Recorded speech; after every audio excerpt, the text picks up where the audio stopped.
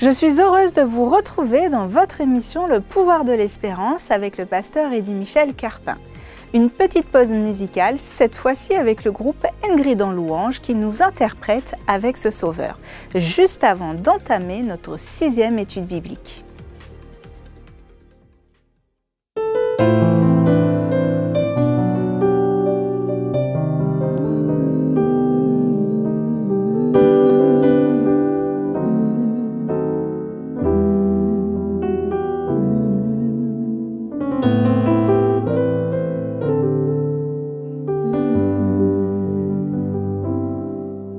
Avec ce sauveur bien-aimé, je veux demeurer constamment. Il change l'hiver en été, l'automne est un nouveau printemps. Avec ce sauveur bien-aimé, je veux demeurer constamment. Il change l'hiver en été, l'automne est un nouveau printemps.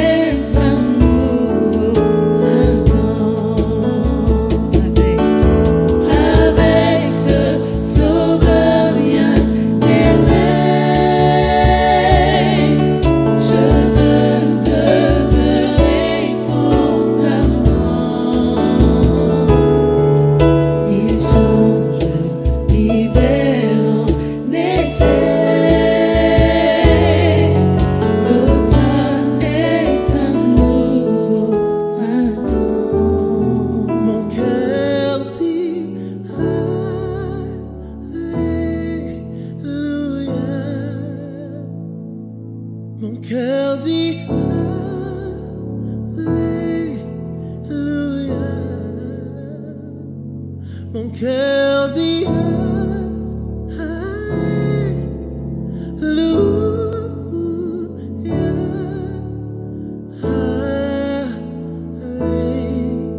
Alléluia. Chante avec moi, mon cœur dit. Mon cœur dit Alléluia. Car tu es roi des rois, mon cœur dit. Mon cœur dit Alléluia. Parce que tu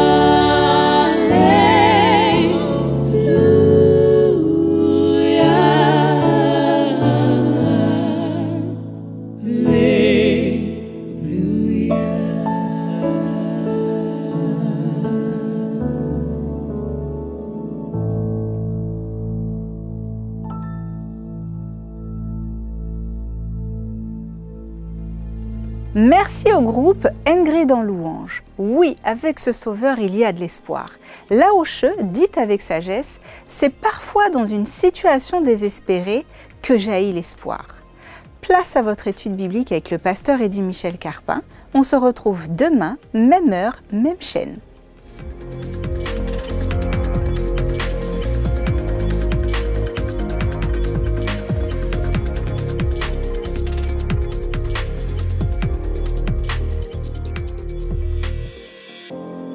Mesdames et messieurs, c'est toujours avec plaisir que Florine et moi, nous vous accueillons à cette série Le pouvoir de l'espérance. Merci d'avoir fait le choix d'être avec nous ce soir.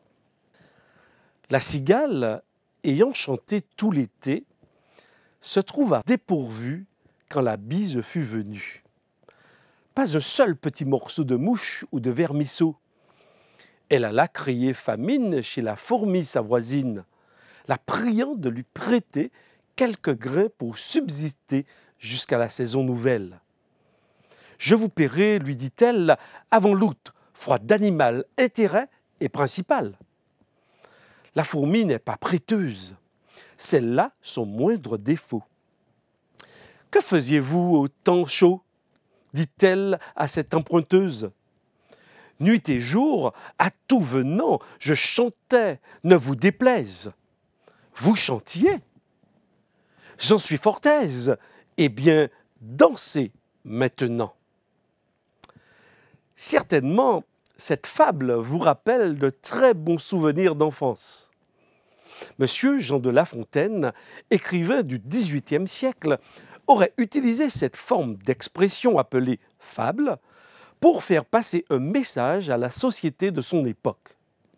En effet, ces fables, sous forme de plaisanterie, lui permettaient de mettre en lumière une leçon de vie.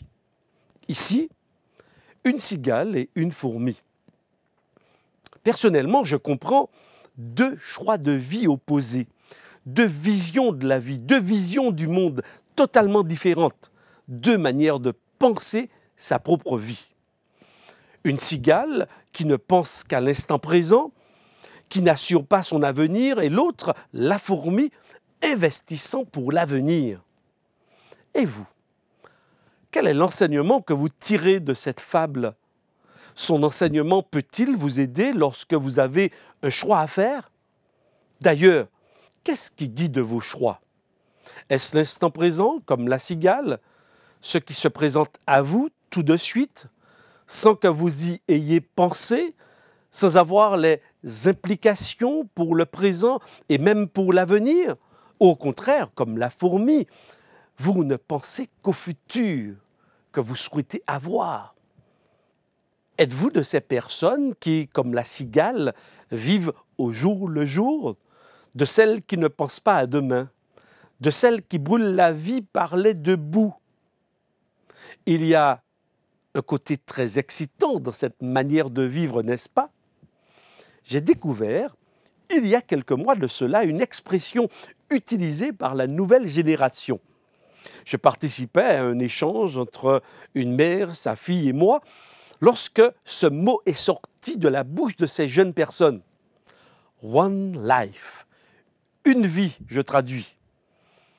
Il faut savoir que cette expression est utilisée essentiellement dans les domaines de l'amusement, des loisirs et des plaisirs. One Life est finalement une philosophie de vie, un mode de vie qui signifie qu'il ne faut rien rater, saisir toutes les opportunités. Tout peut être essayé car nous n'avons qu'une seule vie.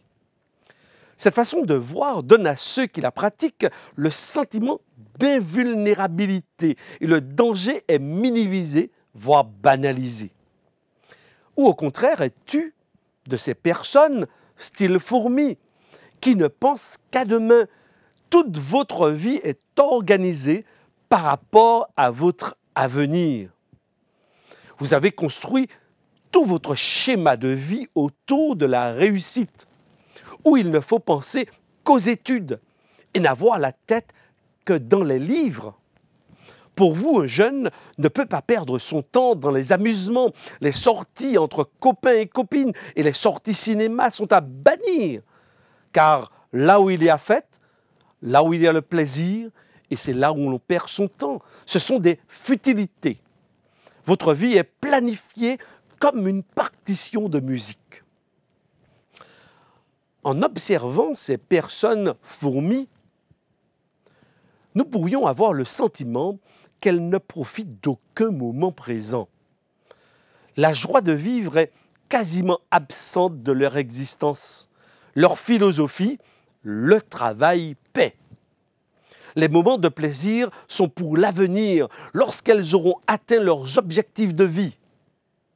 Plutôt que de mettre à dos ces deux styles de vie, celui qui ne consiste qu'à penser à aujourd'hui, du type cigale, face à celui qui ne pense qu'à demain, la fourmi, je vous propose de réfléchir avec moi sur l'intermédiaire, la possibilité de vivre aujourd'hui, mais aussi de penser à demain.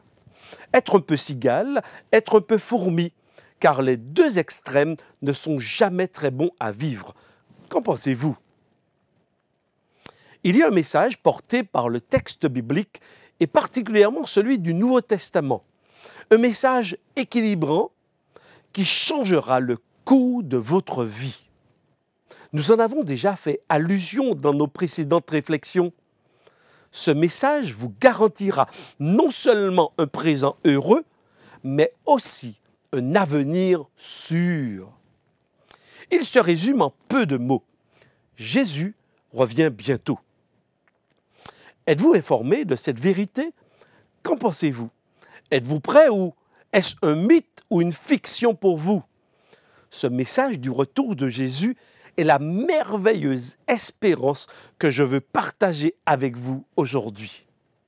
Le retour de Jésus vient vous donner de l'espoir face aux crises économiques, aux crises financières, à la crise du chômage, aux souffrances, aux problèmes climatiques, aux injustices sociales et économiques. En fait, le retour de Jésus est la solution qui vient régler tous les problèmes de cette vie, afin de créer un avenir sûr, stable, harmonieux, paisible, sans souffrance et sans mort. N'est-ce pas merveilleux de pouvoir penser à ce monde nouveau que Dieu vient mettre en place? Le retour de Jésus est la raison d'être du pouvoir de l'espérance. C'est cette espérance que je veux vous communiquer.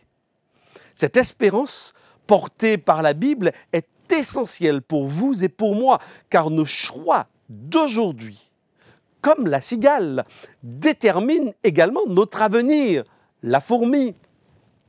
Ce message est une dynamite d'espoir qui remplira votre cœur de joie pour aujourd'hui, mais aussi pour demain.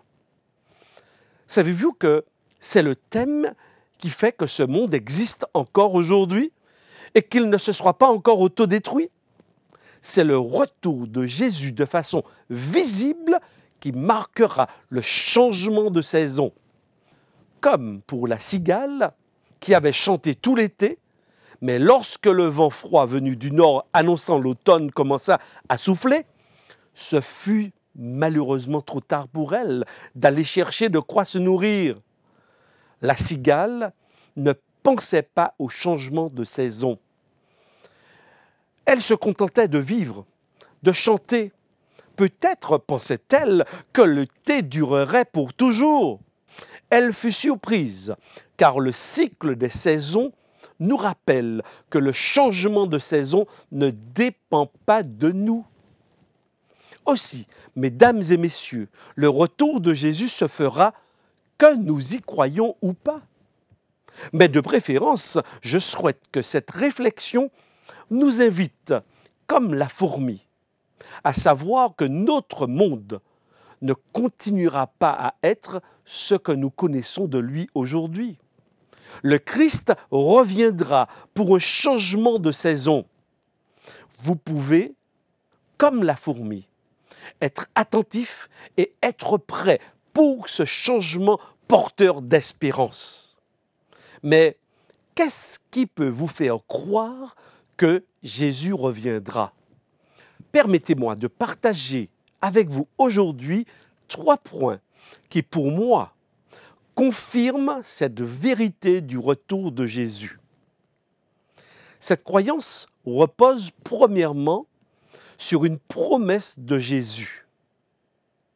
La personne de Jésus est le personnage dont personne ne peut nier l'existence historique.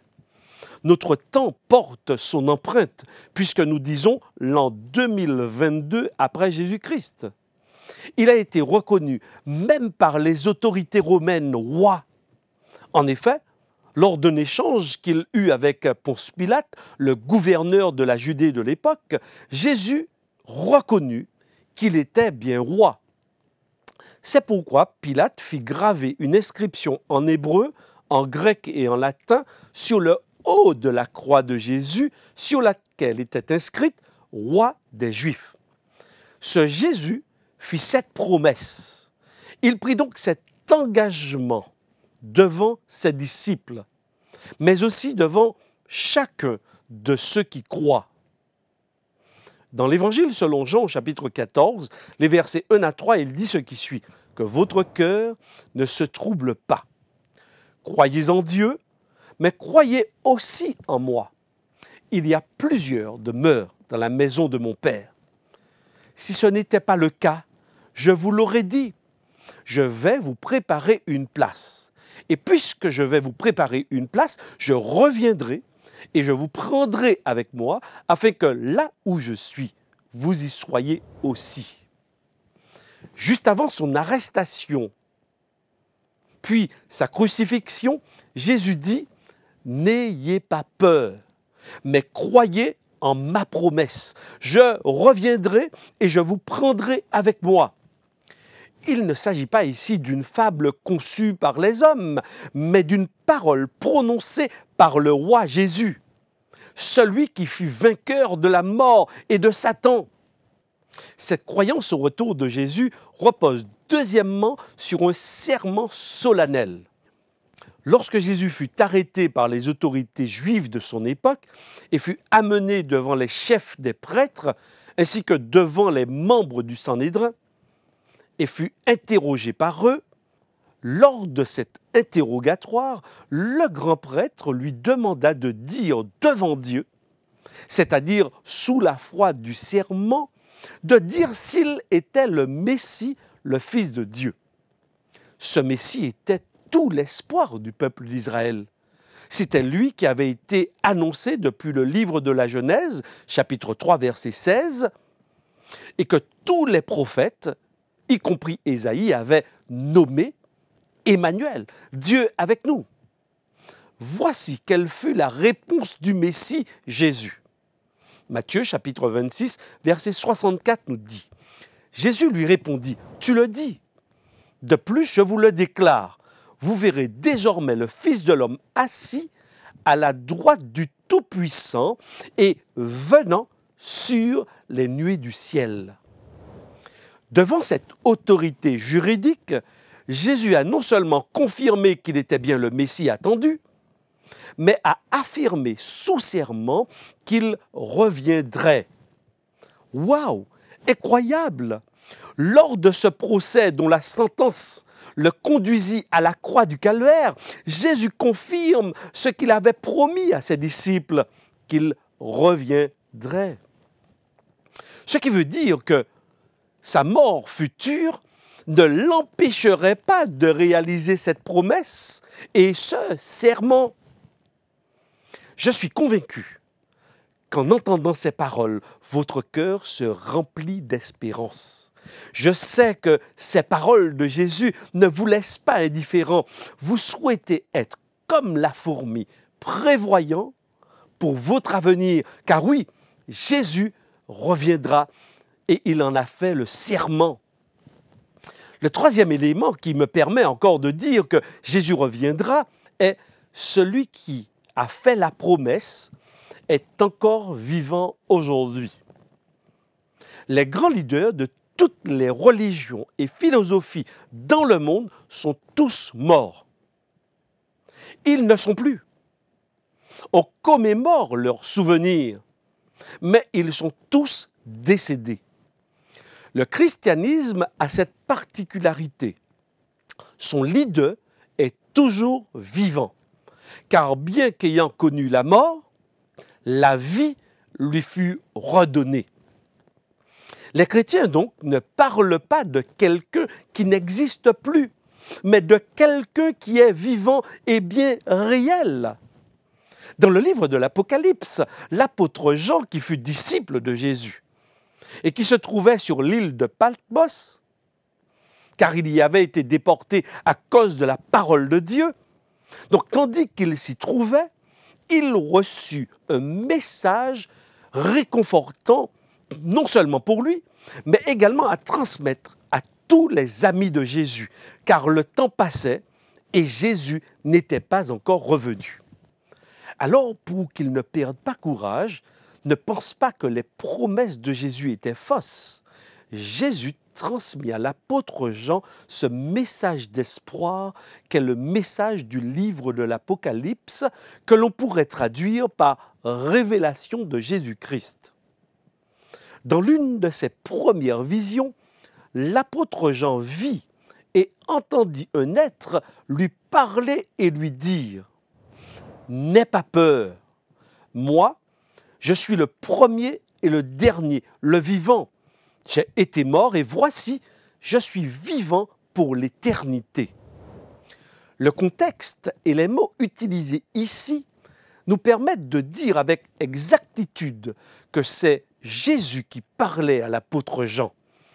Jésus qui le rassurait, « N'aie pas peur, j'étais mort, mais je suis vivant au siècle des siècles, c'est-à-dire pour toujours. » Celui qui est vivant pour l'éternité peut donc tenir parole, il peut tenir son serment, n'est-ce pas? Oui, et cela est réconfortant. La plupart des auteurs du Nouveau Testament ont été des témoins oculaires. Ils ont vu, touché et mangé avec le ressuscité. Ils ont parlé et marché avec Jésus le ressuscité, et en le quittant, il leur a promis qu'il reviendrait. Alors, puis-je croire que Jésus revient? Oui, c'est là mon espérance. C'est l'espérance ultime pour tous les chrétiens. Cet espoir du retour de Jésus, je peux vous l'affirmer et le crier à haute voix. Vivre dans l'attente du retour de Jésus, c'est être un peu cigale, mais c'est être également un peu fourmi. En effet, c'est un choix à faire maintenant et qui m'apporte la joie et la paix. Je sais dès aujourd'hui qu'il y a l'espoir, qu'il y a un projet sûr pour tous les êtres humains. Il y a un projet pour moi. C'est Jésus et son retour. La vie d'aujourd'hui, même stressante, pleine d'incertitudes, ne nous fait pas peur. Nous pouvons nous investir dans des actions humanitaires, dans des projets de vie, malgré l'instabilité qui nous environne. Tout en faisant cela, nous savons qu'il y a un avenir meilleur.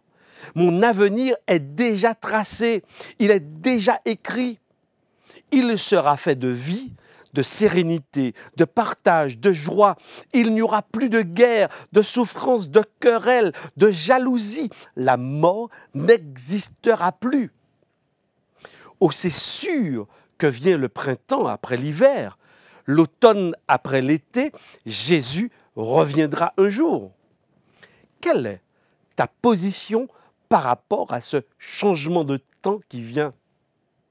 Ce choix que vous devez faire, que je dois faire, n'est pas à reporter à demain, mais à prendre aujourd'hui.